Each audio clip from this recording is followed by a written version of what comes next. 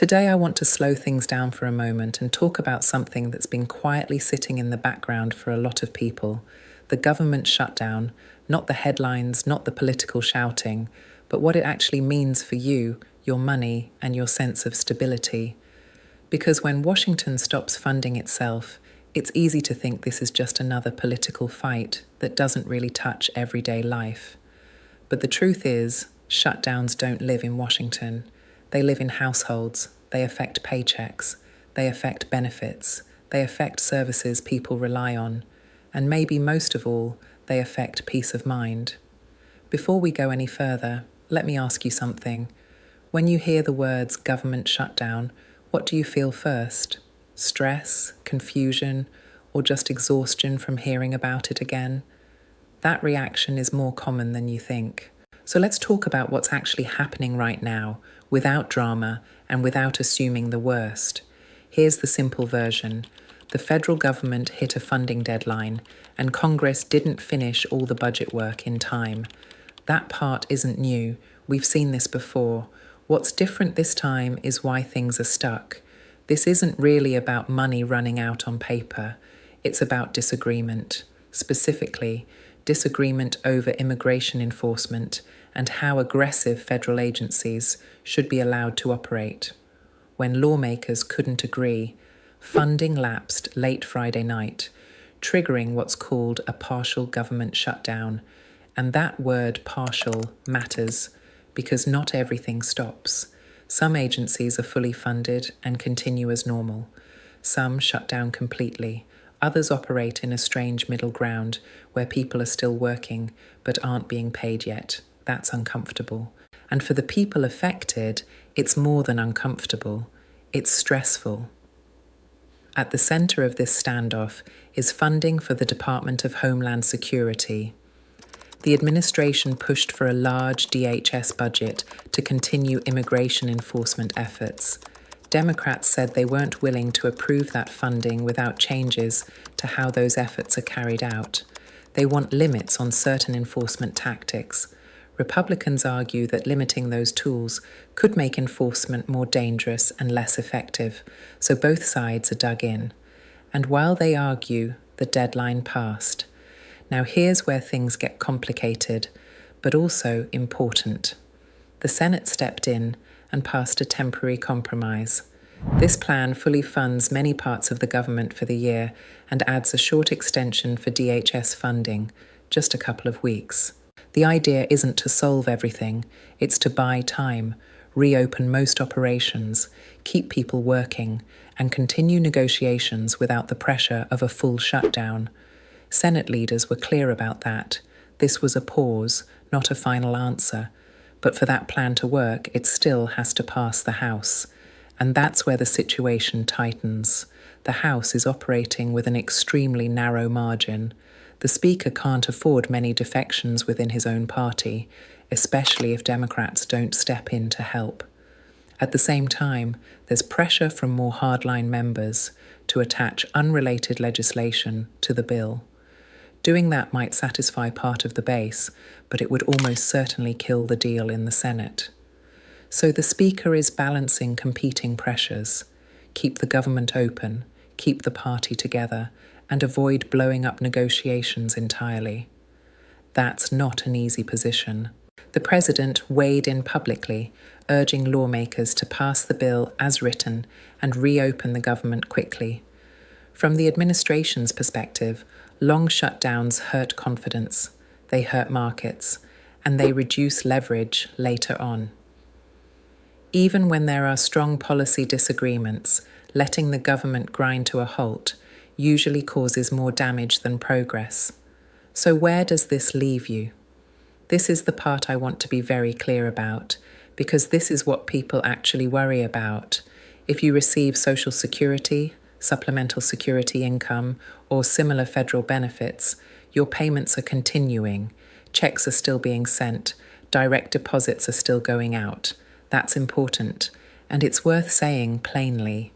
This is one of the biggest fears people have during shutdowns, and right now, those benefits are not being paused.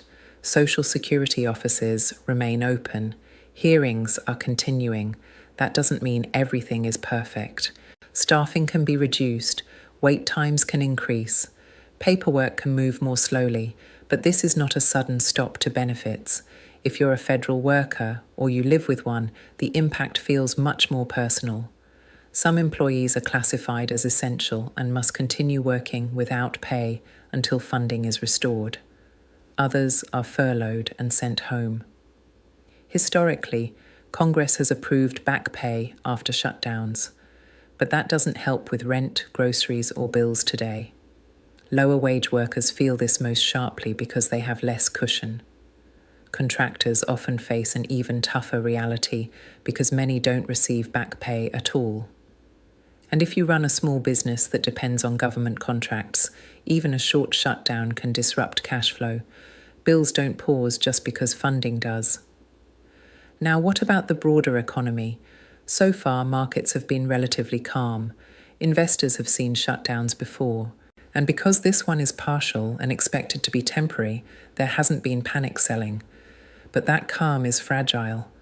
Shutdowns create hidden costs, delayed approvals, slowed inspections, missed productivity. Those costs don't always show up immediately, but they accumulate. And when shutdowns happen repeatedly, they start to feel normal. That's actually the most concerning part, because each time a shutdown ends without major consequences, it lowers the political cost of doing it again. Lawmakers begin to think, we got through it last time. That mindset makes future standoffs more likely.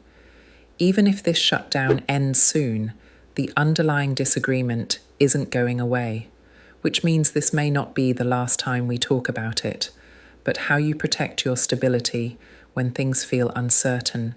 Because here's something that doesn't get said enough. Most shutdowns don't end in disaster, but the stress around them can still do real damage if you're not careful. And that stress usually comes from not knowing what actually applies to you. So let's ground this in reality. If your income does not come directly from federal employment or contracts, your day-to-day life may not change much at all. That's not minimizing the situation. That's just being honest. For many people, the impact is indirect. Longer wait times, slower responses, more noise in the news, and noise can be exhausting. One of the most important things you can do right now is separate what's loud from what's relevant. For example, you may hear phrases like government shutdown chaos or economic risk. Those phrases are designed to grab attention, but they rarely explain timing, scale, or likelihood. Short shutdowns usually don't derail long-term plans. They don't erase retirement savings. They don't suddenly change benefit rules overnight. And reacting too quickly to headlines often causes more harm than the shutdown itself. That's especially true when it comes to financial decisions.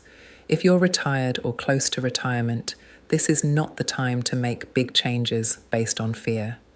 Selling investments, drastically shifting strategies, pulling money out of accounts because the news feels tense. Those moves are usually permanent responses to temporary events. Historically, markets recover from shutdowns far faster than people expect. That doesn't mean everything is perfect. It just means panic is rarely rewarded. Now, if your household income does depend on federal funding, even partially, the approach is different. This is where preparation matters more than prediction. If possible, this is a reminder to keep a small cash buffer, not a huge emergency fund, not something unrealistic. Even 1 month of basic expenses can change how a shutdown feels. It turns a crisis into an inconvenience. I know that's easier said than done. And it's not a judgment. It's just a tool. Another practical step is timing. During shutdowns, even partial ones, things tend to slow down. Applications take longer. Approvals get delayed. Phone lines stay busy. So if you rely on government services, paperwork, or renewals, earlier is better than later. Don't wait until the last possible week. Starting early gives you room to breathe if things stall.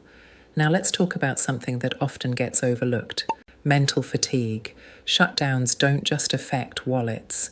They wear people down.